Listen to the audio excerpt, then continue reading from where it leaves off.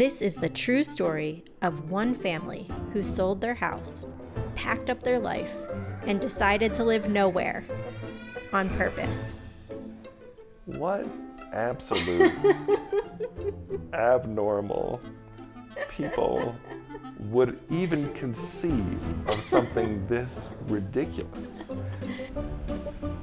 2 kids, 2 parents, 6 months, no fixed address. There are some people who are like, oh, that's so nice for you. And probably secretly in their head going, what the fuck? Find out what happens when you stop watching the travel influencers who make it all look perfect and start living their nomadic life with kids. For real. Did we name this podcast? We called it Trips and Giggles. Oh, that's right, because I was going to say welcome back to Trips and Giggles. Megan just asked me, should we start the podcast with the exceptionally loud alarms that are going off outside? And I was like, that's pretty much what it's like here, so it would give people a realistic depiction. I mean, about 20 minutes ago, there were fireworks going off right outside the bedroom window. So I was like, please, dear God, do not let it wake up the toddler. And they weren't like those piss poor, like, bottle rocket shit you get when you're like 9, right? Like, these were like mortar level explosions outside of our fucking window. Like, is this a gunshot or is this a It was worse than a gunshot. It was more like a bazooka. Like, it was not a gunshot. It was, well, I went there to check the baby because I'm like, oh my God, this is just killer. Okay. Well, I just to make a comment on that. Okay. We did read before we came here that San Miguel, which is where we still are, it's our last night in San Miguel de Allende. Yeah. There's lots of festivals here. I read that. I read lots of reviews on the Airbnb saying there's noise. Your cousin said that due to the Catholic nature, your cousin said there's like 100 holidays per year. Yes. So something like 25% of the days have like holidays, right? Right. So I definitely was expecting there to be noise. But not like this, right? I didn't really expect like fireworks to be going off outside of our window at 9:30. Yeah, 9:30 at night. 9:30 at night, and at sometimes 7 a.m., which that one I don't understand. We could talk about that one too at some point. So I want to start here though. This is our last night in Mexico. Mm-hmm. Not all of Mexico, San Miguel. How are you feeling about leaving? About the next leg?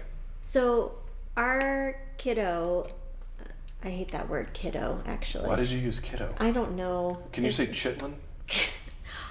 Cordy and I were talking today, and Cordy said, I'm both sad and happy to leave. Awesome. Duality. And she's so emotionally intelligent. So emotionally intelligent. And I said, oh, tell me about that. And she said, there's certain things that I'm going to miss here. She said, I'm going to miss... some of the food, right? She's gonna miss the flour ice cream. So of course she says desserts, right? Yeah. Like I think that's really what she's taken to here is like the desserts. Yeah. And churros, chocolate art filled class. Churros. She made a friend this week. Oh yeah, she did. And so I kind of feel similar. She said I'm not gonna miss the house that we're staying in, even though it is beautiful. I think there's a lot that didn't work well for our family. Yeah. And not that it wouldn't work for somebody else. But I feel very similar. I was going to say kind of the same thing. I think that there's some really cool things about this city and this town. And I am kind of looking forward to our next step. Yeah. How are you feeling? I'm ready to get the hell out of here. I'm done. Listen. I will miss the coffee. You know that I love the coffee culture. Oh when we started this podcast, you said tell me what are the things that you like or whatever, and those things haven't changed. Mm-hmm. We walked to the local grocery store. The coffee is so good. Yeah. The cappuccinos and lattes are just... I don't even like coffee, and the coffee is good. It's zero bitterness, which is the way coffee should be. The fact that people go to Starbucks like, this is delicious, are full of shit unless you get a frappuccino. Yeah. No, but I'm ready. Like, I feel like we talked about this. We've done this. I could have done this in a week. Yeah. But I'm like, this was super cool. Really enjoyed X, Y, and Z. Yeah. I'm moving on. Like, I'm ready for our next leg. Like, let's go. Let's get out of here. I am feeling like I wanted to leave 3 days ago. Yeah. So. Yeah. I mean, when I found like a dead giant beetle in one of the bags when we were packing tonight, I was like, was that a cockroach or a beetle? Because I don't know. These beetles are big they're ass. big. They're like silver dollar. I know we're old silver dollar big. Because that big one was down here that crawled under the couch, and I was like, I'm gonna have to get that one tomorrow. Yeah. I don't know. I can't tell. There's different kind of. I can't tell if they're like Mexican cockroaches or if they're. Well, like the brown ones were cockroaches, but the big black ones are just beetles. Did you see what I did to the one down here? It crawled on the couch the other day when I was like sitting there, on the corner of my lap, big ass one on the couch, and I was pissed. I was like, I don't want to sit here with my naked feet on the floor, and this beetle comes back and crawls on me. I'd freak the fuck out, right? Yeah. So I went upstairs, and I was like, I'll do my nightly thing. The next day, I found that sucker roaming around while I was working, and so of course I smashed it. But then I left it out in the dustpan to make an example, so that their friends didn't come back and think, oh shit, Larry got in. Larry's fucked. Like, so I wanted other ones to know that situation. Meanwhile, you created a toy for our toddler who's been picking up these giant beetles and the dead ones and the live ones and taking them out to the leaves and going like she's feeding them.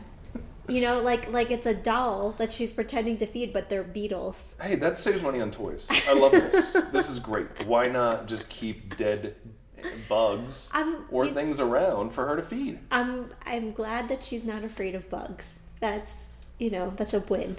I mean, she's going to be. Cordy wasn't afraid of spiders either until you did the scream a lot a couple of times. Well, but now she does pick up bugs. So, like, I think... Some of them. With spiders, she screams the way that you scream. Yeah, We talked about this before. We did. Let's not go into that. Yeah. Okay. Let's go through our list of awesome here. Oh, this is fun. So, before we got here, and this always happens, the kids got sick again. Oh, God. Yeah. Mm-hmm, mm-hmm. So... it was inevitable. It was. It's just they were doing so good, and they had made it through, and the audacity of hope, right? I'm just like, oh, maybe it's something about, like, they're not having a lot of contact with kids. They're not, well, except for our 2-year-old. They're not, like, licking things randomly, Just ripping plants and eating them. And I'm like, oh, my God, she's going to be poisoned at some point. Like, our youngest likes to pick up cigarette butts and put them in her mouth. Like, she just loves that. Like, old cigarette butts. She's like, look at this.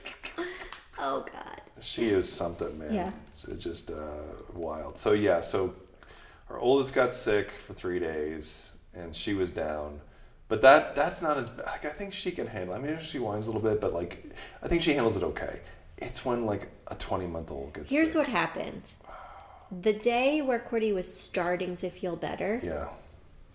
I don't remember why, but Cordy was, like, messing with Nuggie. And...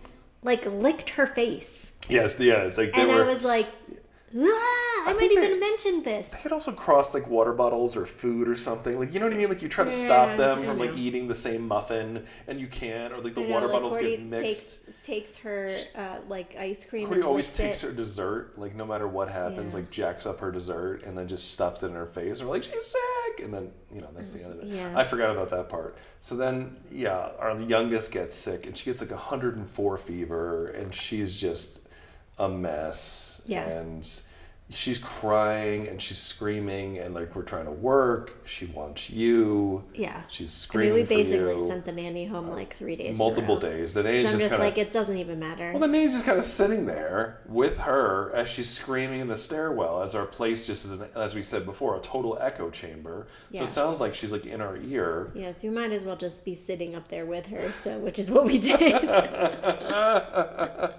Let's just watch Coco and Moana just nonstop. Oh God! Poor I hope we thing. watch less TV at our next Oh rotation. my gosh. It's been even for me, which I'm a little more lenient than you are. A little it's more been lenient too than much. I am? It's been too We're much. not even close. Like, we're not even close. I'm really hoping that there is, like, more outdoor activities.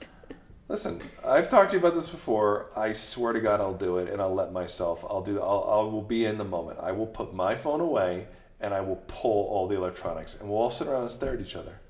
I'm cool with it. Yeah. Like that Mitchells and Machines scene where they forces them to put the phones down and Oh stare my at each God. other. I love that movie. Let's have If you can't see it right now. 5 minutes of uninhibited eye contact. If you can't see it right now, Damon is staring at me very creepily with his eyes super wide open and This bulging. doesn't feel weird. Best movie. Anyway, Best kids movie. sorry. I feel like if you have kids, I think this conversation will resonate because we will talk about movies. We were just talking to another parent yesterday. Our friend's sister came, and we're talking about like they have a young daughter, and she says they watch Encanto like on repeat nonstop. And for our 2-year-old, it is Moana and Coco. Yeah, That's Moana what she and wants. Coco. Moana and Coco. So they got sick, but being the optimist here, I do want to point out Why? both kids only got sick for 3 days. Mm-hmm. And there was no after cold. Like there's usually the fever, and then there's the cold afterwards, which is like the snotty nose and the coughing. Oh, you're sniffling for... Well, you can't get a snotty nose here. It's so freaking dry. It's a damn desert. Good luck having a snotty nose I'm here. just saying there was no post-fever cold, which then drags out 2 or 3 weeks, which I was like, oh, that is a positive, I will say. No, it's true. I'm just like, I think that has to do with the fact that we're in a desert, and at the current moment, I can just feel how dry my like Sahara nostrils are right now. Like they feel crackly, like dry skin inside my nose. And so that's why you can't get snot afterwards. But you're right. It could have been worse, but it was a lot of whining, a lot of screaming, a lot of us not getting stuff done. Prep for her getting sick. Both of them getting sick at our next location. Portugal was worse. You know what I mean? Like Portugal, they got sick. Well, they were with kids all the time. Right. So I don't know. That was tough times. So, yeah. But we survived. I just think those moments are painful sometimes. Yeah, and I will say, traveling with kids who are sick, I have some anxiety about that. Even though generally, the traveling is my thing. I kept thinking, okay, do we need to go to the doctor? Do we need to call a doctor? Like, when do we call a doctor? Is the doctor going to speak English? Like, how do we know if it's a good doctor? You always like think the worst. Like, is there a hospital nearby? Right? Like, just in case. So like, I think having that stuff sort of mapped out a little bit better would be helpful. I mean, we kind of stumbled through that. I don't know. Did we talk about that in Portugal? Like the amount of times we went to. I don't think we did talk about we'll that. We'll go back into that and go we'll into like the amount of time we got to use to like the medical system there. Yeah. Which I think is probably good to talk about, and we'll learn that. I mean, yeah, it's inevitable that we're going to have to go to some urgent care or a hospital. Yeah. We went to 4 hospitals in Portugal? Yeah. Yeah. I think 4 different ones we went to. So at least in Northern Ireland, where we're kind of going next, we figured out the private healthcare system there, and it was pretty good. Yeah, that one I feel like we have a better hold of, at least from appointment central and being able to connect. And the fact is, like, again, we just, here they predominantly speak Spanish, as they should, right? Yeah. And so there's not a whole lot of English, Right. We suffered through like a waiter trying to figure out the word for plate and us figure out the word for glass for about 15 minutes. I know, with like awkwardly Just staring awkwardly, at the 3 of us all staring at each other going, I was like, what did he ask me? What is he saying? I was like, did he ask me for a small water Vaso, or a big va grande, Okay. pequeña.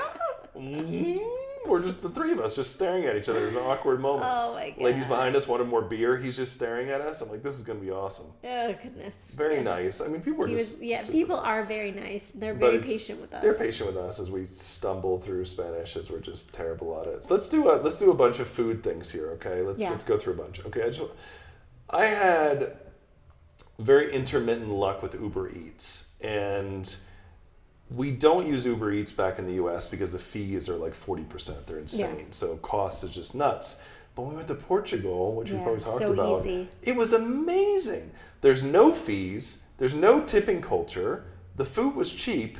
And it would come in like 10 minutes. I know, you'd order it and it'd be like there. Holy shit! Like, bam! It's like preparing your order, picked up your order. I mean, these motorbikes were so incredibly efficient and so fast and so good on those roads that were all one way in this tiny city. I got spoiled. I'm like, oh, I get it. Uber Eats is just better in every other country than the U.S. No, it's just Portugal. That is incorrect. So... Or at least so far, just Portugal. Yeah, so far, I mean, we'll find out in Spain, right? So I had an order that the shopper was super communicative, very nice, grabbed all the groceries, got to the checkout. He's texting me back and forth through Uber Eats from the grocery store, and then writes me and tells me that they're no longer they're not part of Uber Eats yet. What? You shop for all your shit? It's on the app? You're in the line? I've paid it? And they said, well, I'm sorry, we don't do Uber Eats. What are you talking about? I don't understand what happened. I don't even know how that works. I don't understand. Yeah. I had to contact Uber Eats to get refunded. Then I ordered on a Sunday at 8 o'clock. I put in the order. It said it was open. Everything's fine. We just sat. Nobody came. Hour. Actually, nobody actually picked up the order. Like, they never took it. It was just like the time just kept going and going and going. Yeah, because I think people, we talked to my cousin. He was like, or no, you talked to somebody who was basically like, yeah, the culture here is that people want to spend time with their families. Yes, They're awesome. Not all about money, so they're not going to be working like all hours. But I don't blame them. I blame Uber. Yes. In other words, like if there's not drivers available, don't allow me to put the order in. And like the one day, which is like it's been torrential rainstorms here for a while, because for the last week, I went in to put an order and it just said no drivers available. So I was like, okay, cool. The app actually gets it. No one's working right now. Yeah. But that Sunday night, it didn't say that. Yeah. So Uber, get your shit together. You ordered Domino's. Yes. Through actual Domino's, right? Like through their website. Yeah. And they have that really cool like tracking system. Yeah, it's showing the guy the process, the driving, the GPS, right? Yeah. And then it looked like it went to some other house. And then just didn't come. And I was like... Your order is delivered. It was like, your order is delivered. And I was like, did somebody just steal our pizza? Somebody just eat our pizza? Well, they gave it to someone else. I mean, steal is a strong term right Well, they did end up coming like 10 minutes later. Yeah, so 15 minutes later, non-GPS, they showed up to the door. So I Uber Eats after that Domino's because their GPS does work. Yeah. Yeah. But it was like it was a little bit inconsistent to say the least. Yeah, you know? That's okay. I mean, and there's been good food and I mean, I think it's like in many places. Some of the food's been good and some of it's been ho-hum. We've hit or miss. Like I really liked Three Marias, right? Oh, yeah, Which was great. a place. That place was great. It was super fancy. We bring the two kids up. Like I just thought it was like it looked like it had a cool rooftop deck. So I'm like, oh, let's go here. Yeah, I just thought it was like a kind of. I don't know. It said cochina or whatever, right? Yeah. Am I saying that wrong? And I just thought it was like maybe like a little bit of a brew pub or something. It's not. It's a like steakhouse, but it was very good. Right, but they had a door person. Asked if we had a reservation. People are dressed in suits that are all working there. Yeah. And then fireworks are being shot off. Yeah. So pieces of firework remnants are floating over into our food. I'm like the food was fantastic. Putting our hands over top of the wine bottles or the wine glasses to stop ash from falling into our wine and on our food. As the kids are losing it because our 2-year-old can't sit for more than 7 seconds because she's 2 years old. Yeah. So we're like trying to run her around this place, but the views were gorgeous. Yeah, absolutely. It was beautiful. I loved the other place we went to that had a mezcal and craft beer bar. Oh, that was cool. And it was this, the lights they had in this place, like think of pendant lights in a kitchen and then imagine that it's like the size of a dinosaur. Like those things were unbelievable. It was like Liberty Bells with baskets and light bulbs hanging above you. Yeah, the atmosphere was very cool. It was wild. Yeah. And so that food was expensive, but the food was good. And then it was wasn't it a Michelin star restaurant? Yeah, it was a Michelin star restaurant. But like casual. It didn't seem super uppity. Like usually a Michelin star would be like a 5 or 7 course meal, and we just ordered normal shit. Yeah. And it was delicious. It was great. Everything I had was great, and then they had this little adjacent tequila bar, and then a mezcal and craft beer bar. And the mezcal bar, the guy was awesome. It was our friend's birthday, so I bought her a flight of mezcal. Mm-hmm. So they gave her 6 mezcals from different regions all over Mexico. They bring it out with this special 2 kinds of salt that you taste, slices of tomatillo, like you have this like intermittent, almost like you take ginger when you have an Asian meal to like clear your palate. I'm sorry, I love food. I'm getting deep with people, but it's like they showed you a certain way to take the different kinds of salt and then try these mezcals, and they were just off the charts good. Yeah. And so our friend and I went back to the mezcal bar, bought our favorite, and then met the owner, of the mezcal. Which just happened to be in the bar. Now I'm feeling badly. I'm not saying who that is, like a jackass. Oh yeah, hold on. I can get it. Oh, you're gonna run over and get the bag. What I really like about this show is how prepared Meghan and Damon are. They really take time to like write out what they're gonna talk about, so they don't have to get up during the conversation. Listen. Okay, hold on. This is the best part. I would love you to pronounce this name. Ready? We're gonna both do this and see who screws it up. Okay, here we go. This is it's Julhik. David, I am the No. I'm not saying I'm gonna do it right. Listen, I'm gonna completely butcher this. My Spanish your Spanish is atrocious. Between your Spanish and your Ace Ventura impression, which I really hope happens at some point. I refuse. Are you sure? Oh my god. Okay, so pronounce it. Jul. Julhik. Julhik? Is it Julhik? Julhik? Listen. Yeah, because the J is an H. My goal in life, when we get to Spain, is to take Spanish lessons. No, I was going to pronounce it like a German, like Ulik. It's German. Ulik. Oh, shit. They have a registered trademark.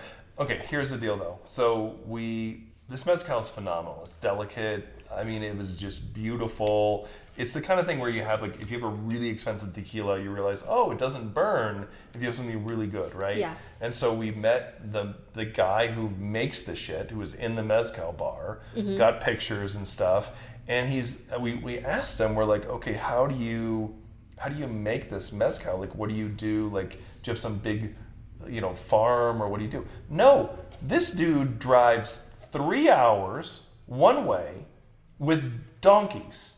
Then he gets the donkeys and climbs into some habitat which is completely natural, harvests the agave, puts it on the saddlebags of the donkeys, and walks the donkeys back to the truck and drives 3 hours back. This is what he does to do. And I'm like, really? He comes over with his phone and he shows us the donkeys. Yeah. I'm like, that is commitment and complete inability to scale at all whatsoever. Like, how do you scale a donkey operation? It's not scalable, and it's very local, right? That's the thing. Basically, it's only sold in like 2 stores. Yeah, 2 stores. One in Mexico City and one where we were in San Miguel. And maybe that's why it's good, because that reminded me of like Portugal, like the wines that they just didn't. Oh my god, the wine! Oh, they good. Didn't. The wines here are not that great. Yeah, they're At least not that we tried. Yeah, the ones we tried. I mean, I don't think we got to go to like a vineyard or something. Yeah, but like there are vineyards that we did not go to. But Portugal was similar in the sense of like these small batch vineyards would only sell in these local stores, and they go to local wine store and like, yeah, we're the only ones that sell this. It was similar to, we talked about this today as well, like the artwork here, which is insane, and there's local artists who only sell here. But anyway, this mezcal was amazing. The restaurant was amazing. I don't remember the name of it, but it was really good. So I'm going to give some positives here, even though we've had some duds of meals. This one in the mezcal bar was worth it. So I am attempting, we'll see how this goes. I can talk about this later. I am shoving this giant mezcal bottle somewhere deep into our suitcase. So either one, it's going to break and all my shit's going to smell like mezcal, or 2, when we go from London to Belfast, we're going to be charged some ridiculous fee because we're going to go over in weight. Yeah, well, we'll figure that out. That's what I can imagine. You mentioned the artists. I just wanted to say, get into it. There's so many cool galleries and artists and stuff like that here. So this week, Cordy did 2 things, right? In the morning, she did a art class from 10 to 2. Yep. And then she did a rock climbing class from 3 to 5:30, like Monday through Friday. So it was a busy week for her. I think she loved it. The art studio that she went to, there was only 3 kids there. Yeah, it was supposed to be 4, but it was 3 of them. Yeah, it was 3 kids with like 2 to 3 artists there every single day. So they got like lots of one-on-one attention. They did all kinds of different stuff. And then we were just out walking today, and we saw this like massive mural. And it happened to be like from the art studio that she did the class. That was their way of advertising. Yeah. You know what I mean? That was their advertisement, which, by the way, there's beautiful murals all over the city. Yeah. Like painting the walls. And I've taken so many pictures of Cordy in front of these murals because they're beautiful. That class, I mean, she might not say it, but like her creativity was off the charts. I saw some of the stuff she made from drawings to stamps to like designing. Yeah, the she made her own exteriors. stamps, and then it's like this like kind of very unique where they gave her sort of a plasticky thing, and then she had to carve it out, and then you put ink on it, and then you like flip it onto this paper, and then roll the stamp to get like a certain like style of stamp. So she like not only just did stamps, but like made her own stamps, and they sell these kinds of like I've seen them now in several different galleries, like these kind of like stamp artwork for like good money, right? And I'm like, she made multiple of them, and I think they're like on par with some of the ones I've seen for sale. Maybe the art studio is selling them. So like they get the child in, the kids do the work, and then they sell the kids' work in like the La Fabrica, which is this huge studio center. So it's kind of like could be. It's kind of like a sweatshop, but they're not really like forced to be in there in a way. Although they did send everything home, so probably. Oh. We just paused because I heard our 20-month-old. Okay. All right, we're gonna pause. Okay, well that's that's pause. a great episode. Great. There we go. Good job, everybody. Peace out. Talk to you later. Real parents. Real parents. Gotta go. Bye. Bye-bye.